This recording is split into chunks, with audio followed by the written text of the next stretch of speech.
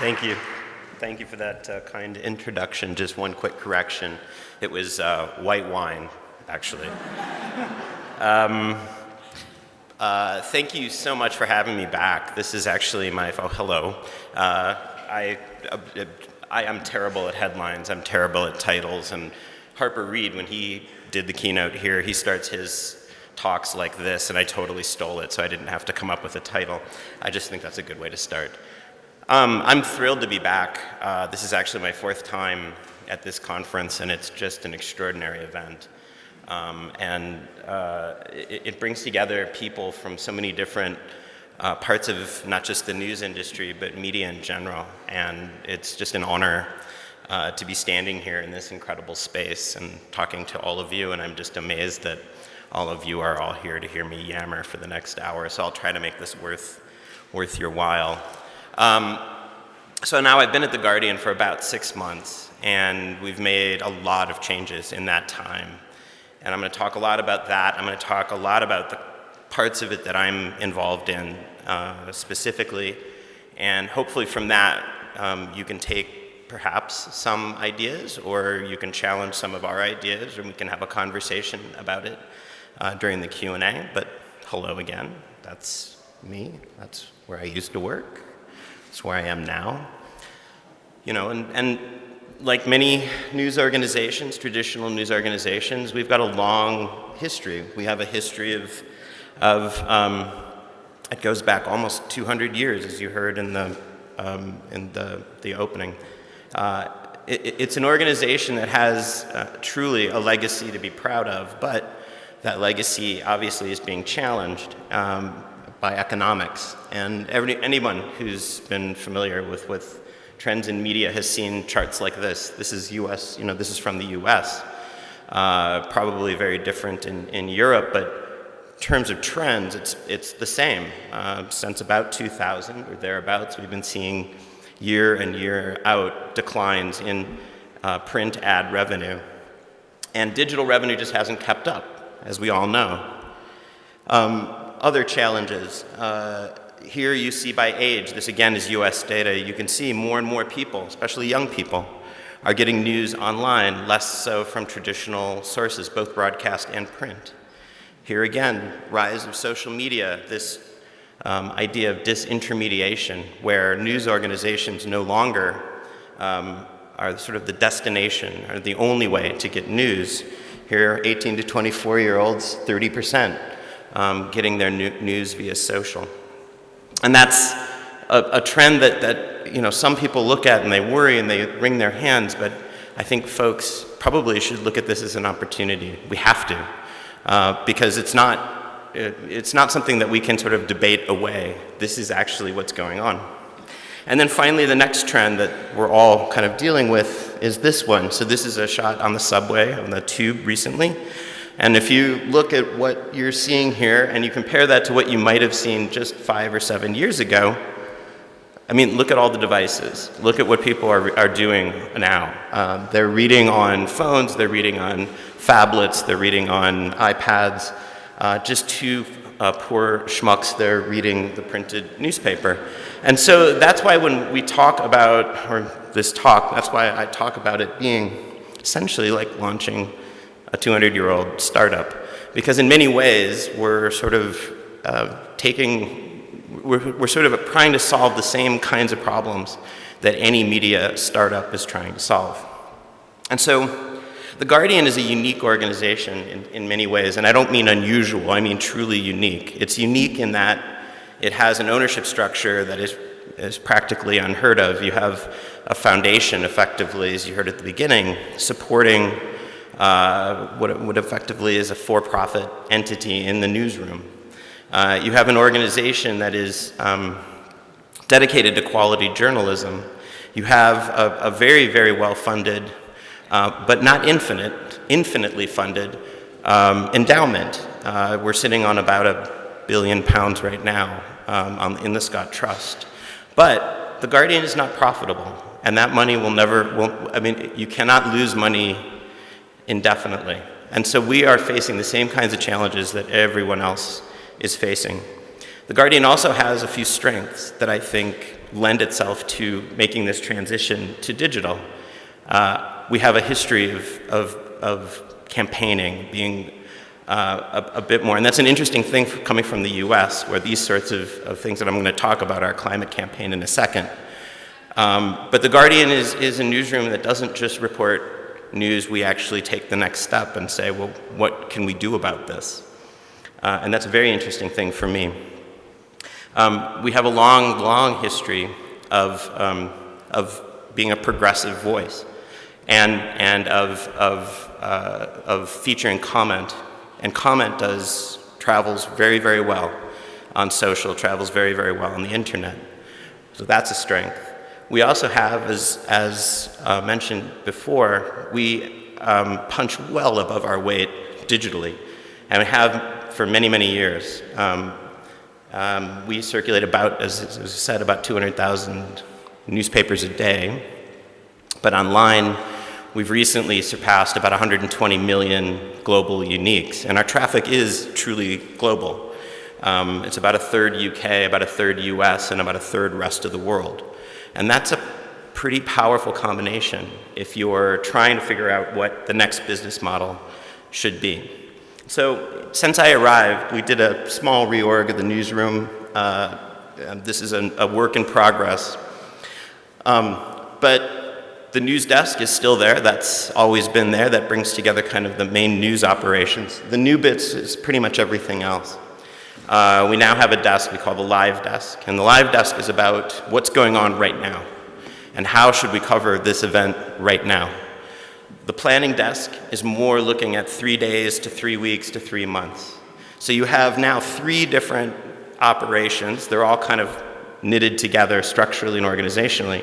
But you have 3 separate operations that are looking at the immediate and at the distant, the enterprise and the breaking news, which is key because we have to do all of these things and we have to do all of these things extremely well. My bits are kind of the bottom there, visuals and audience, those pieces. And I have to always say this up front, visuals is the name of one of the teams that I created, and I stole it completely from National Public Radio. National Public Radio has a team they call Visuals, and I thought that was great. And as we established at the very beginning of this talk, I'm terrible with titles, so I just took theirs. And what Visuals does, and so here's actually, these are the 4 kinds of teams I run. Before I got there, photo, graphics, interactive, some pieces of multimedia and design were all kind of separate.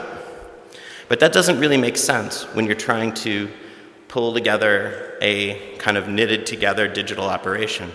When your main platform or when the platform you're focused on is digital, you can't afford to be negotiating between and among desks to get people on board with problems. And so this is one thing that was extraordinarily difficult at the New York Times and at many other newsrooms, where you have an idea and you want to build something that is of the internet.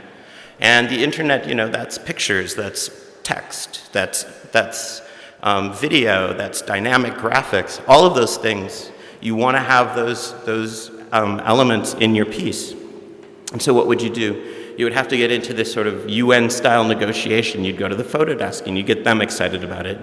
And then you'd have to go to the graphics desk and get them excited about it, and on and on and on. And the problem with that is at the end, first of all, you spend an awful lot of time doing that, number one. And at the end of the day, you end up with, you know, what I like to call the sort of clown car meeting, which will not translate at all, so I apologize to the translators.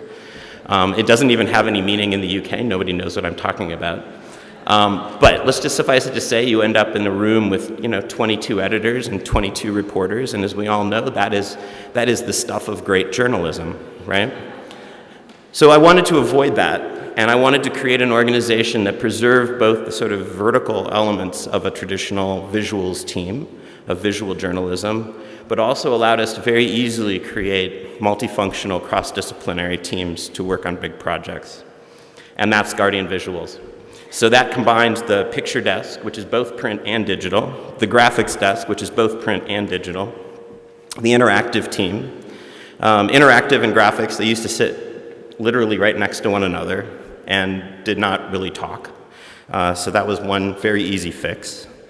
We brought in a piece of the video team, or multimedia, and that's the interactive documentary piece, and I'll show you some examples of that work in a minute. And then a piece of the design team, and that's Guardian Visuals. And so I'll show you some of the things we've been able to do just in, we really only started in January. I got there in August, but it's taken a while to kind of assemble the team that I wanted. So really, since January, we've been going. Data projects, I'll talk about that too right now. Actually, I'll talk about that right now. So the other piece that I wanted to bring to the Guardian is sort of my tradition, which is computer-assisted reporting or data journalism or whatever you want to call it. That's kind of where I come from. And the Guardian has had people in the newsroom for a very long time doing that kind of work, James Ball, for example, but had never had a dedicated desk whose role was specifically to go out there and work with reporters and look for opportunities to bring data into our reporting and to look for opportunities where data should be part of our reporting and do that. And so that's data projects. That's under Helena Bengtsson from Swedish TV. Hired her to come over. She was my very first hire. Audience and analytics, I'll talk a lot about in a moment. The audience team existed before I got there under a brilliant journalist named Chris Moran. Please don't hire him. He is absolutely a genius. But I also wanted to create an analytics team. And what do I mean by those two things? I'll talk about this in some detail in a second. But you need both a team that is thinking about SEO, that is thinking about social optimization, that is thinking about trying to find ways to get our newsroom thinking about how do we get an audience for material that we want people to see, that we know will find an audience. But you also need a team that's absolutely immersed in the data. And that's the analytics team. And that'll get going in May. And then finally, social and community. So we are absolutely lucky beyond belief to have a very, very large social team. It's like 14 people, which is a gift, a true gift. And a wonderful team of community moderators and a team that's dedicated to Guardian Witness, which is a platform I'll talk about in a second. So that's kind of the whole spectrum of what we've built mainly since I got there in August. And so starting from the visuals, why would you want to build a team like this? What's the strategy? Why would you do that? Well, in my book, it's kind of, I describe it as using all the colors in your palette. You want to be able to do all of the work you want, every ambition you have to do great journalism, great visual journalism, you want to be able to execute. And why would you want that? Well, this is the most read list from the New York Times for 2014. Those are the pieces on that most read list for 2014 that were either purely visual or had some very, very strong visual element to it. It's about half. And I want to call out this piece in particular because this is the single most read piece of content in the history of nytimes.com by orders of magnitude. There is no close second to this, at least as of May last year when I left, and I don't think that's changed, has it? I'm looking at Gregor. No, I don't think it has. It's getting close. Oh, really? Oh, wow, okay. So it still is, but maybe other things are getting closer. This piece is a quiz. It's a really fun example of how to do kind of interactive journalism in a kind of a visual way. And you answer these sorts of questions. And what it does is, based on the words you use or the phrases you use, it'll kind of figure out where you were born. And this piece was launched, actually, in 2013. So not only was it the most read piece of content by far in 2013, it was the third most read piece of content in 2014, about a year and a half, 18 months, 20 months after it was originally launched. So that's why we want to be able to do these kinds of pieces, because you want to be able to use, as I said, all the colors of the palette. So here's some examples of things that we've done, some very simple things, from just trying to lead readers a little bit through a very complicated scenarios involving Greece. This is the kind of graphic that we're often asked to do, dots on a map. And we've tried to take that a little bit further, not do so many dots on a map. And here, this Tesco story was huge. So we didn't want to just show you where Tesco was closing stores. We wanted to give you a little background, a little bit more about it. This is the World War I piece. This is a piece of interactive documentary. This was put together by Fran Panetta, who joined us from the multimedia team. It involves video, it involves graphics, it involves all kinds of different media and brought together in a way that you, in a very clever, elegant way. But the key is it's interactive, so you can sort of choose your own adventure. You can kind of navigate through it the way you want. Simple things like trying to treat imagery a little better. This is a piece we did around the 70th anniversary of the liberation of Auschwitz. Stuff that's more featurey. And The Guardian, my God, it goes on forever. The riches of Guardian's features, the magazine, culture. We have access to amazing. This was a photo shoot that the magazine set up for one of its issues around Oscars. And they weren't, they kind of came to us and said, we have these amazing images. What can we do with this? And we said, oh my God, let's not just put those in a slideshow, let's do something interesting. And again, we're able to put that together. This is a piece, this is really the first time that, this is both the first big piece that we produced, but also the first time I realized that I'm in a very different newsroom. This is, Mohamedou Slahi is, and actually there's a panel about this Guantanamo Diary project later, and I would encourage you to go see it. But Mohamedou Slahi has been in Guantanamo Bay for, I think, 14 years at this point, and is the first detainee to actually get a transcript of a book published while he is still in Guantanamo. And so his Canongate, who's publishing the book, came to us and they wanted to partner. And so, of course, we said, yes, 100%. And we put together this kind of mini site to feature the book, to feature his story, to anchor sort of our coverage of it. But we also wanted to bring it to life a little bit. And that's really hard because you don't obviously have access to any images. So we put together this motion, I guess motion graphic is the best way to put it. The cell, better the box, was cooled down to the point that I was shaking most of the time. So these are all just days I wouldn't know the sweetness of sleeping. These are all just illustrations that we sort of animated to try to living literally in terror. To try to tell the story. There's no reason for Mohamedou to be in Guantanamo. Anyway, and so you can see that sort of brings to life a little bit, sort of adds something to what otherwise could have been a fairly text-heavy piece. Motion graphics also we've used very successfully in other contexts. This is a piece. This is The Guardian's Guide to Scottish Independence. This was for the non-Brits. It's a long and complex story, but let's begin by answering the most fundamental question. Where is Scotland anyway? Yeah. The country of Scotland is right here, at the top of the island of Great Britain. So no, stop. Oh, I'll come back to that in a sec. I do know how to use this.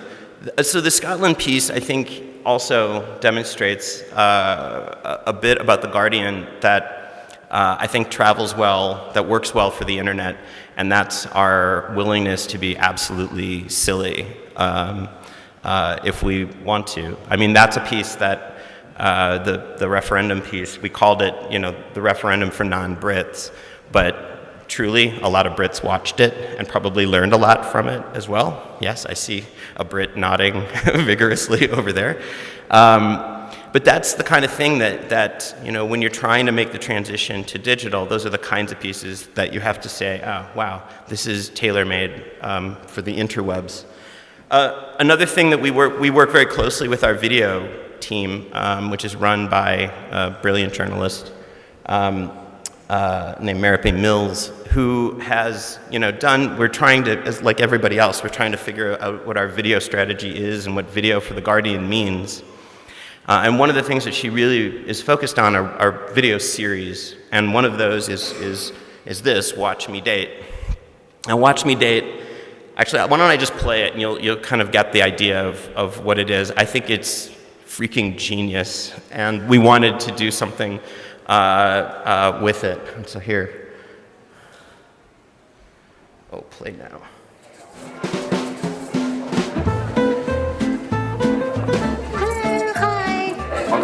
Oliver. You see what they're wearing? Irina. Hi, nice to meet you too. Hi, I'm Oliver Tully. I'm 37 years old. I'm from Hong Kong, and I'm an events manager. So I won't play all that, but the idea here is kind of brilliant. Marapi, when she used to edit the magazine, came up with one of my all-time favorite features on The Guardian, which is Blind Date, which is it's a magazine column where they take two people, send them on a blind date, and then ask them a bunch of questions afterwards, and ask them to rate one another and things like that. And she always wanted to do something in video, but could never quite figure out how to do it, and then saw Google Glass and realized, I got it. You're actually going to go on the date with them. And so that's what this is. It's kind of amazing. And the sorts of like train wreck moments that you get in this series are just priceless. Like the one here I just showed you, they're talking during the interlude, and she says, well, and he was, I think, more interested in the waiter than me.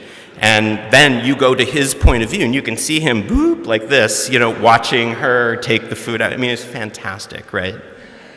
So this is how we might have done Watch Me Date if my team hadn't gotten involved. We probably would have just put it in a video page like this, sort of the standard template. On the right, you would have had a bunch of completely unrelated stuff, because that's what happens. And then, down there, you might have had a link that just said, watch more Watch Me Date series. It's not, to my mind, the best way to treat this, so we decided to put together this kind of landing page for it. So you get at the top there, you get the most recent, you get a little teaser for next week, but the key here is we wanted to try to see if we could build an audience, a regular audience around this. So here you can put in your email address, and then we'll send you a reminder when the next one is up, and then you can watch everything in this one space. And so this is the kind of experimentation that you can do when you have a team that combines code and design and all these other skills. Obviously, the biggest project we've been working on recently, well, one of the two is elections. This is our polling projection. The goal here, again, was to get beyond sort of the day-to-day kind of they're up, they're down, they're this, they're that, kind of reporting on polling, and to kind of give readers a better sense of the context and what these polls actually mean. So, we lead at the top there with our projection based on an average, a rolling average of polls, a weighted average of polls, and then tell you what the parliament might look like if people voted that way on May 7th. Here, we're showing you, importantly, not just how many seats, but where those seats are coming from, because that's really key. So here you can see Labor is taking, most of its gains are coming from conservatives, which is really, really key. And conservatives, if you were to go and look at this online, conservatives are actually gaining from Lib Dems. A lot of the Liberal Democrat seats that were won in 2010 are now flipping to the conservatives, so with whom they are currently in coalition with. So in a sense, that's not really a gain. So this is the kind of context that can help reader understand. This hasn't been published yet, so it's in a little bit rough, but we wanted to show you geographically of how this breaks down. There are the battlegrounds to give you a sense. You can put in your postcode. That is mine. And then you can find, boom, where you live. And we can show you here, do comparisons. 2010, so you can see Scotland and why SNP is polling is so strong, where they're polling strong, and there's an example of how in that part of the country in Northwest, those key battleground constituencies are disproportionately going to Labor from Conservative. The other biggest project that we've been working on is the Keep It in the Ground campaign, which is for an American journalist, not something I'm used to doing, not used to campaigning. But we did this. We decided to take control of your homepage for a little while, put this interstitial in front of you, and drive you to our petition. We've had a running podcast. We're on episode 5 now, sort of following behind the scenes, how the campaign came together and how we internally are thinking about the campaign. It's pretty extraordinary. This is the petition. We're working with 350.org. You can sign it there. And here's an example of how we're applying some of the, so we've had 180,000 people sign it. And so here's an example of taking sort of a more visual, and if you scroll down, this is going to take a while. It's 180,000. So I'm actually not going to show you all of those. And we've done a lot with video. So this is one of our explainers. We know that if we want to avoid catastrophic global warming, we need to reduce emissions. But it can be quite hard to get your head around how to do that. There's this really simple idea. This stuff has to be kept in the ground. It cannot be dug up. So you get the idea. So we're tackling these problems coming from all different directions, using all sorts of different approaches, using different media, and as I said at the beginning, trying to use all the colors on our palette. Social community. Journalism, frankly, should be a conversation. This is how you become a digital organization. You accept that the sort of voice of God approach to traditional journalism doesn't work. People will want to talk back. And so we shouldn't be shy. We shouldn't be afraid of that. We should embrace it and find ways to use that. And so Guardian Witness is a platform now, I think it's 2 years old. And Guardian Witness is a platform that we can use to solicit reader photos, images, video, audio. We can make assignments. We can use it for other projects. We use it a lot for, here's an example of a witness assignment. Sometimes they're kind of fluffy. It's weather or the kinds of things you might expect, but a lot of times it's not. A lot of times very serious news. And we recently used it for this project, which I absolutely love. Immigration is a huge, huge, huge issue in the UK elections, and you don't often hear from people who've moved to the UK. You hear people often talk a lot about people who've moved to the UK, but you don't often hear from them. And the goal here was to actually build a piece of journalism based on reader voices, on voices of people, of immigrants. And this was built with Witness. We powered it from the Witness API, but made this beautiful piece of journalism out of it. To my mind, this is when people talk about comments and UGC and all of the different elements of it, to my mind, this is what we should be focused on. We should be looking for new and interesting ways to bring readers into a conversation, to find ways to make pieces of journalism with our readers. We should not be doing things like shutting off comments. We shouldn't be shying away from it. We shouldn't be closing our doors. We should be opening them. And finally, I'll talk a bit about audience and analytics, because if you do all these kinds of things, if you're going to spend all this time, you're going to spend all this money, you want to make sure that you know what you're doing is working. And I'll tell you why, because these folks, those folks, they do. They know exactly why their content travels well, where it's working, where it's not. Medium wrote this wonderful, they've developed their own metric called total reading time, which is another thing I think news organizations should be moving towards. So I talked earlier about audience, but more importantly, about developing our ability with analytics to understand kind of what Medium is doing here. So Medium isn't looking at like page views or uniques as much as they're looking at total reading time. How much time does an individual spend on their site reading? Not just clicking on things, but actually reading. They think that metric, which they consider to be the most important metric for their business, is what they should be focused on.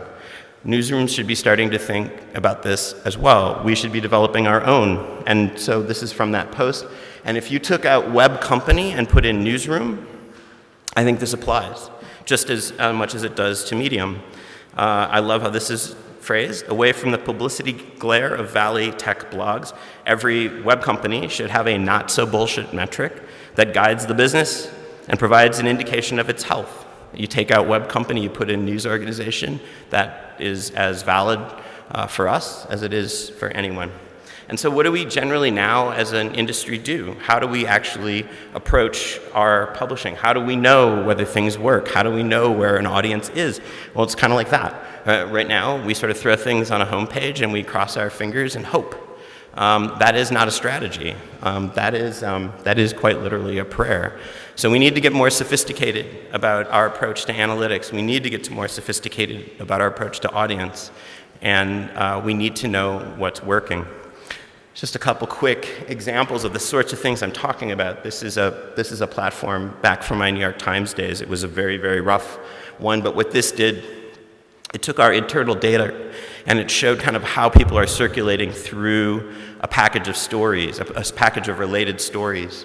And you could see that there were some parts of the site that were acting effectively as feeders for traffic.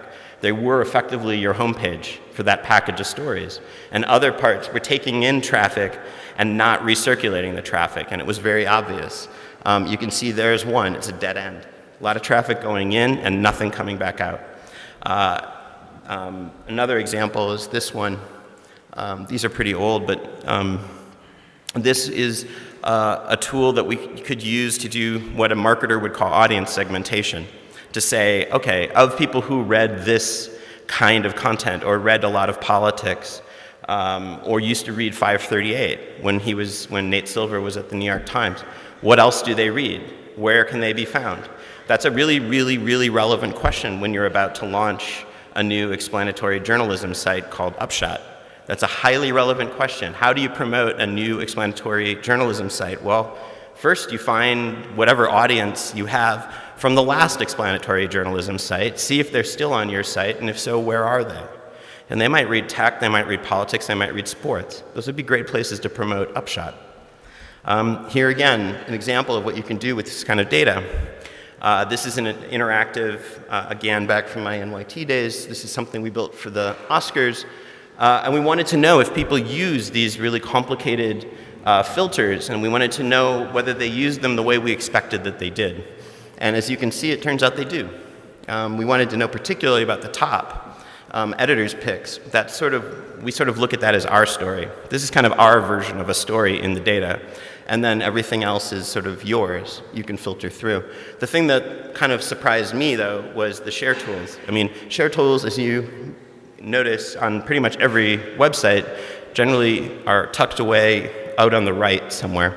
For reasons that I don't even know, we decided to put them right there, and you can see they just absolutely blew up. So that's a learning. That's something that you might take and apply to the next piece of interactive you use. And so finally, here's a piece from The Guardian. This is OFAN. So OFAN is a data platform that gives our journalists, pretty much everyone in the newsroom has access to OFAN. And so you can find out traffic stats on any piece of content, anywhere, anytime. We don't hide this. We encourage people to use it. We want people to use it. There's a lot of newsrooms out there that kind of fear this kind of data. They don't want to give their journalists access to this kind of data. And I can tell you from personal experience, don't worry, just do it. You will not suddenly become a news organization filled with cat interactives and cat pictures, and that won't happen. what will happen, and this is far more valuable, is that you will suddenly have far more interesting, nuanced, intelligent conversations about audience and analytics in your newsroom than ever before. You suddenly will have journalists who pay attention to these kinds of things in a way that journalists should be paying attention, and that's a good thing. I would say OFAN single-handedly has upped our intelligence about how we do what we do from the audience and analytics side. It is an amazing, amazing tool. And so let me just sort of give an example of how you might apply some of this to the real world or to projects. So two recent, well, these aren't that recent, but I think this sort of highlights what I'm talking about. So Emmys versus World Cup. So here are the combatants. On the left, it's a bracket. It's an Emmys bracket. This was done by the Guardian US office. And so what this was, it was a voting interactive. So each week you would sort of have people vote for whichever one is their favorite of the two, and then the winners would advance, and then you'd have another round of voting, and they would advance, and it was 4 weeks, and went like that. On the right, it was a World Cup interactive that we developed in London. It was sort of a build-your-own fantasy World Cup team, and then play with other readers. And so who won? Well, there's total traffic and page views, so it's pretty obvious, right? Boom, or was it? So let's look a little deeper. Okay, so Emmys, 97,000 page views, which is not bad, but it's not, amazing. 23,000 votes. So if you think about it from the point of view of what maybe a marketer might, that's about a 25% conversion rate, turning a page view into a vote. So that's really good. They did sophisticated email reminders. In other words, when you came to the Emmys site, much like we did with Watch Me Date, you could sign up and say, remind me, tell me when the next round is open for voting. And then they did some pretty basic A/B testing. So they would have different messaging on different emails that went out to different people. And they could tell whether one message was more successful than the other. And so based on that sort of crude A/B testing, the open rate was 47 to 56%, which is off the charts. Any marketer will tell you that. And the click-through rate was an equally off the charts, 30 to 44%. So let's look at World Cup. It had 10 times the number of page views, but 84% of the users were anonymous. Why did that matter? Because you had to log in order to do almost anything. So you could say, oh, Aaron, okay, so that's a problem. Yeah, that is a problem, but encouraging login is really important. We should be doing that. But here's where this kind of didn't exactly work. So 81% of those, 84%, so that's the vast majority, didn't log in and just simply went away. That was it. Goodbye. So there went that was about 810,000 of your page views just gone. All of those people just gone. Of the remaining 10%,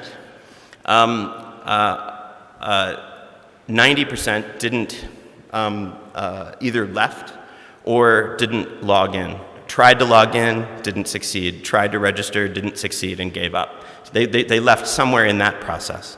That also is something to learn. Making login as seamless as possible is really, really important. When you're building an interactive like that, and login is a really key piece of it, you shouldn't be pushing people to a login page and then bringing them back to the interactive. They will leave. They will not do that. You need to be able to, you should have the most seamless, frictionless login possible. And we didn't, and that's why of those 84%, 90% went away. So that's basically, there goes almost 1 million of your page views. And so of the rest, conversion was tiny. There was very little in terms of sharing. So who actually won? I don't know. Page views, clearly the World Cup Interactive did great, but I would argue you could probably make the case that even though it did, far fewer page views, that the Emmy bracket was as successful. And so that's the kind of analytical approach we need to take. We need to be smarter about that kind of thing, and that's why building out teams to do that is so important. And then I'm going to end this talk on one very, very happy note, because I have to. And this quote from Ezra Klein really bothers me. I love Ezra Klein, I love Vox. I can completely understand what he's saying here, but When he left the Washington Post to go to Vox, this is what he said: "We're badly held back not just by technology, but by the culture of journalism." And I am not in agreement with that. I think the culture of journalism is a strength. I think just simply giving up on it is a huge mistake. And I think the key is bringing people along with you and finding ways to take that culture and apply it in a new medium. And we can absolutely do that. I'm 100% convinced we can absolutely do that. And so I'm often asked, okay, well, should I learn to program? Should I learn to design? What should I do? How can I, I'm a journalist. I want to be part of this. How in the world can I be part of this? And my answer is always the same: just have an open mind. That's it. Sure, you want to learn to code, you want to do all these things, that's great. I certainly would never discourage you. But let's just start with the very basic thing. You are a reporter, you're an editor, you are out, you are in the field, you are coming up with great stories, you're coming up with these amazing things. Let us help you tell those stories.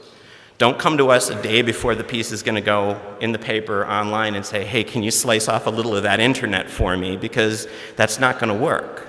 Right? It's too late. It's way too late.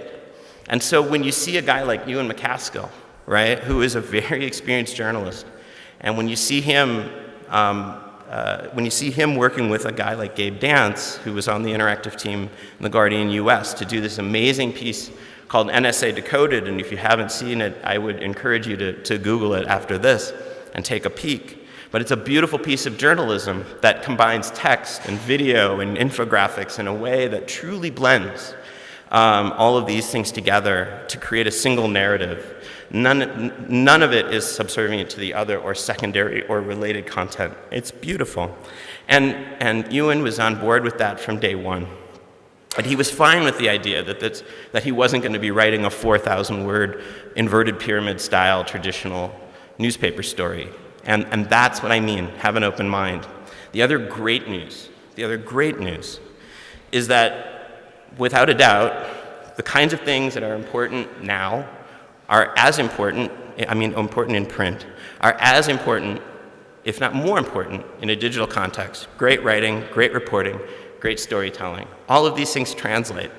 That's why I am totally convinced that we can do this together. We can do this, make this transition, and maintain our values. We can maintain the things that we all care about, the reason we're all standing, sitting, or speaking in this room right now. And so this is by far the corniest slide I've ever made. But I really, really want to stress this because, sometimes we talk about print versus digital or broadcast versus digital, and I think that's a terrible way to think. We can't do that. It's got to be and. It's got to be and, not versus. This is a team sport, and we all got to be there together. Thanks.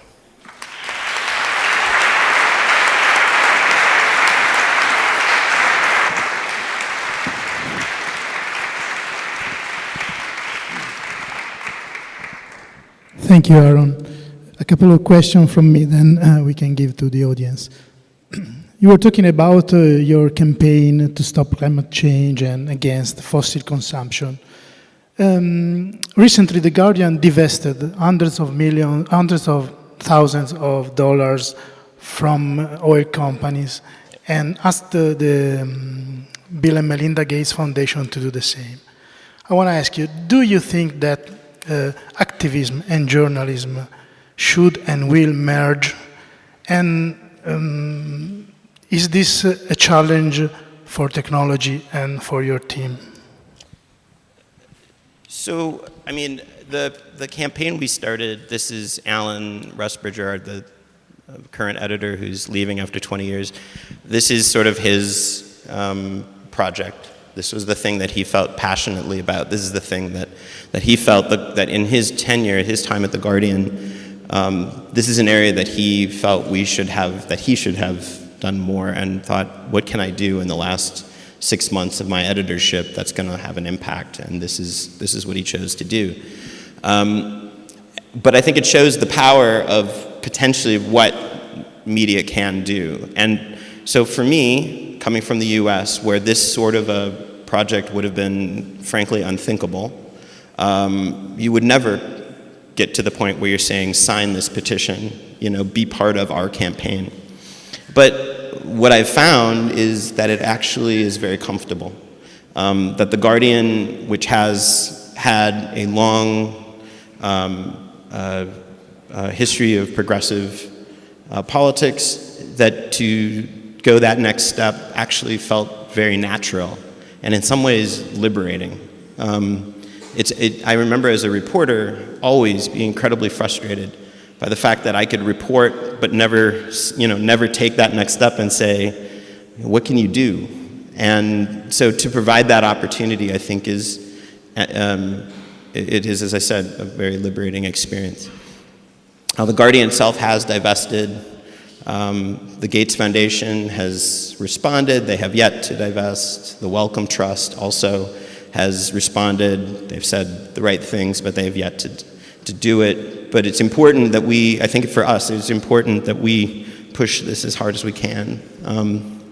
And how my team has been involved, well, you saw. I mean,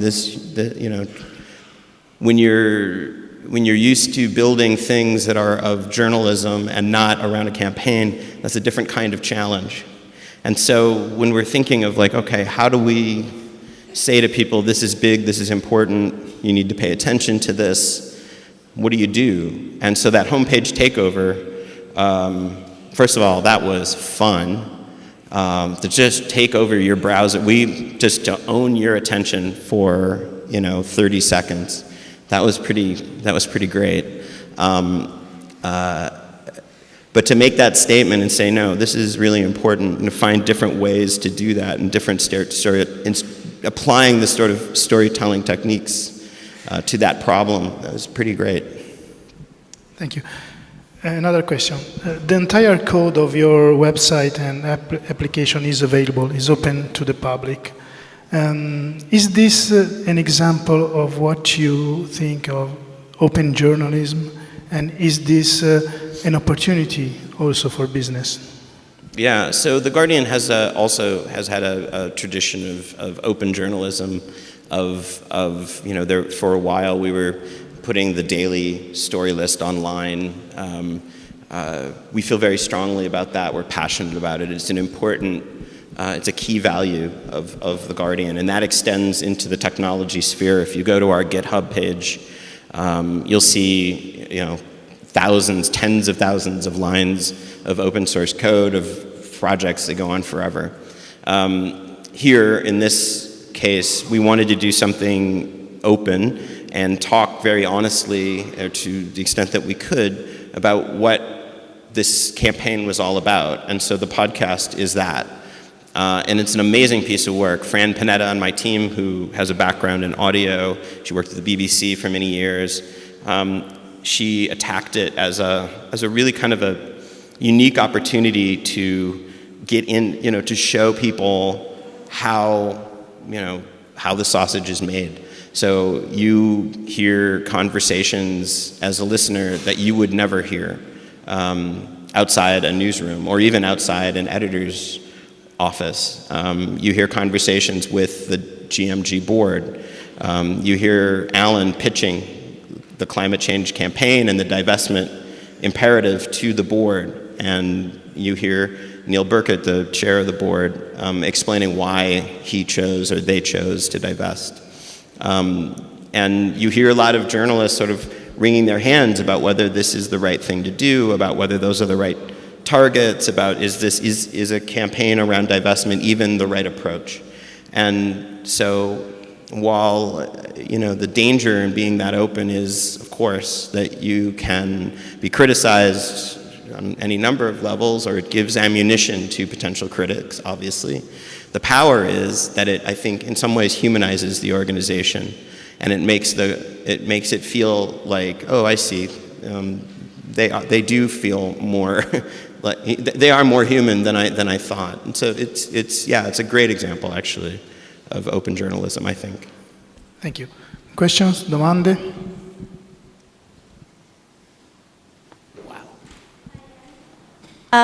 When you were talking about the Guantanamo Diary, you said that was the first time that you realized that you were in a different newsroom, and then you sort of let the sentence drop.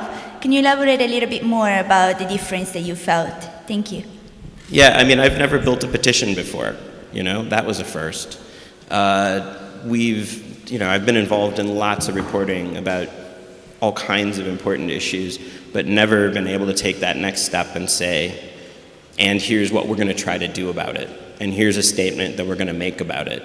That we've always sort of left to the opinion pages or to the columnists or to other contributors or to outside organizations. And so having those conversations made me realize, wow, I'm in a very different place. It was pretty amazing. Hi, Aaron. Jeff Jarvis here. You ended with the slide about being team making. I wonder if you could talk to me more about the idea of producing through teams now. We were always lone wolves. We had departments. We were separate. We had separate functions. What's the dynamic now of putting together small teams? What are the skills in them? How do they work together? Who's in charge? How does that work in a newsroom now? Isn't that a big change itself? Sorry, the makeup of it's a little echoey up here. Oh. So the makeup of my team, the skills and things? Just the fact that so much more is being done now around teams. Yeah. And how teams work together in a newsroom that used to be filled with independent people. Yeah. No, that's exactly right. So that was in part the sort of motivation to create a visuals team. But to maintain that sort of vertical desk structure. In a traditional newsroom, you would have a photo editor, you would have a graphics editor, you might have an interactive team. You would have those desks would exist, but there would not be sort of an umbrella over the top. It wouldn't all be part of the same thing. And we wanted to create an environment in which people who come from one background, you could have a photographer collaborating with a coder, collaborating with a graphics person, and so forth. And that was exactly how I wanted it to work internally. Externally, working with the rest of the newsroom, that's just as important. So, we don't want to have a journalist, a reporter, an editor come to us, and then, as I said, 2 days before it goes, and we just sort of slice off a little internet for them. And the converse, the equally bad, is, they come to us, and then we say, okay, we'll go into the back room and decide kind of what we want to do, and then present it, later on. These should be truly collaborative. They should look in some ways much more like the sorts of conversations, the sorts of meetings, the sort of collaboration that a software team would have.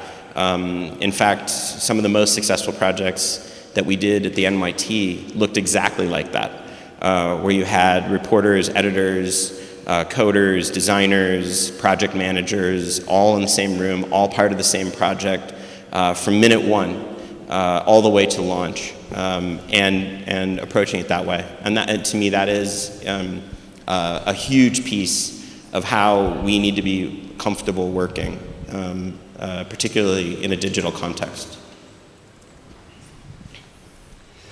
Aaron, can you go back to a place where you started your talk about the Scott Trust, the $1 billion Scott Trust? Where are you? I'm over here. Sorry. Oh, there you are. Hi. Sorry. Ian Gill from Canada. You talked about the Scott Trust, the ownership model, having a foundation. You also talked about the fact that the Guardian is losing money. So play that forward, because this is a fantastic experiment, but as you said, you can't keep losing money forever. So is this possibly a historical indulgence that we'll look back on 25 years from now and say, well, that was good while it lasted, but it didn't last? How do you play this out sustainably, and how do others duplicate that? So I don't think what the Guardian is doing is any different than what any other news organization is trying to accomplish. We're all trying to make this transition. We're all doing it in different ways, and we're all, well, we should be learning from one another. And so I think 25 years from now, if we are successful, I think it's going to be because as an industry, we have learned from one another. You look at the different models. You look at what's going on at the New York Times right now, for example, my former employer. They've made some amazing changes in the organization for the good. They've hired a guy named Kinsey Wilson. They've put him in charge of both product and technology, but also in charge of the digital part of the newsroom. It's with a dual report both to the CEO and the editor-in-chief. That is absolutely extraordinary, and it's been barely reported. I don't know why. It is, if we look back, if the New York Times suddenly, if we now look at the New York Times and say, and we know the New York Times has we know digitally what the New York Times does exceedingly well. They have the best graphics team in the world, without a doubt. They've done the internet better than anyone. We all look at the New York Times on a daily basis and say, wow. But what they're now doing is figuring out the business model. And they now have what I would consider to be a structure in place to do that. And I think in 5 years, if suddenly you see the New York Times blowing ahead of everyone else on, in terms of product innovation, in terms of business model, you would look back at that and say, putting Kinsey in that role, it was maybe the most important thing we should all be learning from. So I think we need to be learning from one another. I don't look at, it's not as I said, it's a team sport. Hi. Is there some kind of interaction between the traditional newspaper and the multimedia content, or they're just two universes? Sorry, I could not hear your question at all. Interaction between traditional newspaper and multimedia team. At The Guardian, the relationship between, yeah. So it's The Guardian's interesting. The Guardian, there's not really, it's hard to even answer that question because it is really the same newsroom. Obviously we do things for print. We do things with print in mind. It runs the gamut. We do a lot that is purely digital. And it's the same people a lot of times doing both of those things. So I'm not sure, the Guardian is sort of, in a way, kind of moved beyond that a little bit. It's not quite right to say there's a print operation and a digital operation. I would say there's sort of more of a continuum of platforms. I know that sounds kind of douchey, but that's the best way to put it. There's sort of a continuum of platforms, and you sort of have to think about how content works best on each. And so, my team, which spans both digital and print, the picture desk has to do both. The graphics team does both. We have to think about all of these things, and we want to have an amazing print newspaper, which, by the way, has been an absolute joy for me, because as a longtime Guardian reader and fan, I used to never the only way I would experience the Guardian is digitally from the US. I never got to see the printed paper. So one of the biggest joys coming to London is being able to get that paper every single day and read it. So for us, it's not really print versus digital. It's sort of a continuum. Obviously, we're not anywhere near where we need to be yet. There's still challenges, but it's more that than anywhere else I've been, actually. I'm looking for a headline. You gave us the quote of Ezra Klein, we were badly held back by the culture of journalism.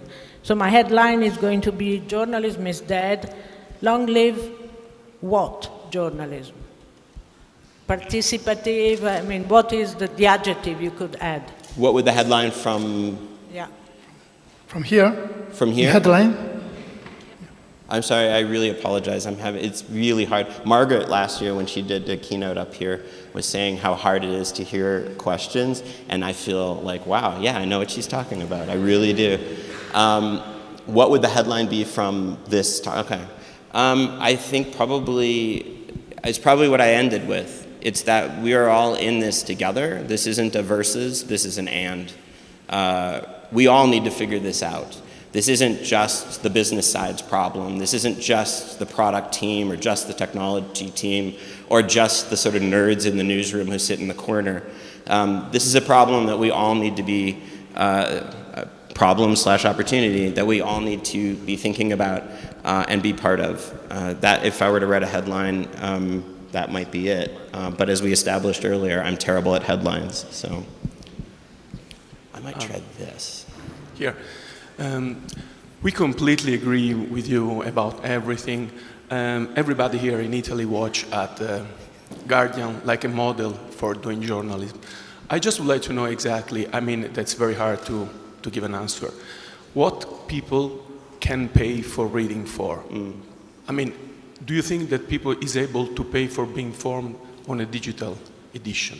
Thanks. Yeah, I mean, we do have paid products at The Guardian. We do have things that we charge for. 99.999% of the content we provide is quote unquote free. But I think we need to also understand what we mean by free. When a user comes to a page and sees very, premium advertising on that page, they are in effect paying by their attention. So it is free, but only to a degree. It's not free as in not paid for. So The Guardian has taken the approach, particular, that paywalls are not the right decision for us. Now, that's not to say that this is something that that's the right decision for others. I think the New York Times paywall actually is a very smart approach, particularly for the New York Times. For us, it's probably not the right move. For us, we've tried to approach it a bunch of different ways. Through sponsorships, we have a very, very good team on the commercial side called Guardian Labs or G Labs. And they're doing a lot of very clever, very innovative work with sponsored content and native advertising, which, by the way, I am not opposed to in any way if it's done right. And if it's clear to the reader what it is. We also have launched a membership program, and I'm very bullish on the possibilities of a membership program, particularly for a news organization like The Guardian, where you have this passionate audience, literal global audience. So I'm excited about that. So I think there are different approaches to it. You're seeing some creative stuff happening, like, for example, Blendle, which I think Alexander is here, actually, at this conference. Maybe not, maybe this room, I don't know. But you see some very clever approaches to paid, to micropayments, for example. That's one. You see a lot of different models, and I think right now there's no one solution, and so. But at the end of the day, as I said earlier, we all have to solve the sustainability question at some point. We can't simply, rely on big display advertising to pay the freight forever, because it won't, and we all know that. And so the sooner that we all kind of learn from one another and see who's innovating in what space and how those models might work for us, the better. Okay, one last question from me. Watch Me Date is not a kind of Pulitzer journalism, but it works, it's curated, it's innovative, it's disruptive. And so maybe that the right question is not what are we doing, but how do we do it? Right.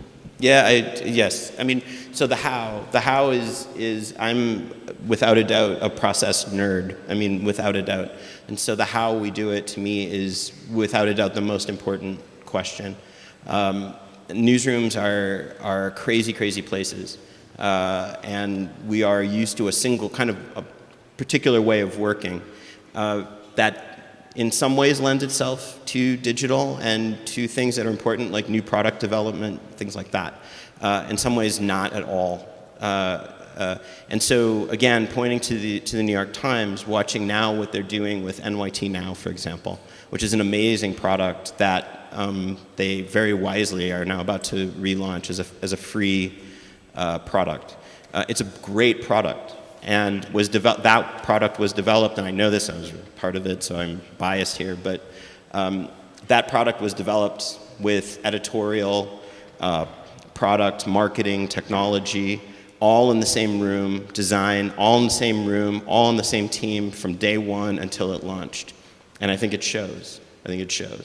And so finding new ways to work within this sort of environment, and there are examples out there. I mean, if you look structurally at how Vox, not Vox.com, but Vox Media works, or Quartz, or some of the native digital startups, the news startups and media startups, I think we have a lot to learn from the way they're structured and the way they operate and the way they develop products and technology and journalism. But again, like I said, I think this is the key, is process and learning from one another. Thank you very much. Thank you. Grazie.